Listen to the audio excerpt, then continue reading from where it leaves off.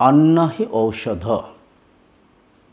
अन्न को जद्य औषध रूप में आपण खाइबे शरीर आरोग्य रहिबो, मन आनंद रे रहिबो, साधना रे आपण ए शरीर को सदुपयोग करि परिबे। नचेत अन्न को जद्य जहाँ मन ता पाइबे खाइबे, अन्न रे जद्य शालीनता रहिबनी, औषध को अन्न परिका मेंचा मेंचा खाइया को पड़िबो।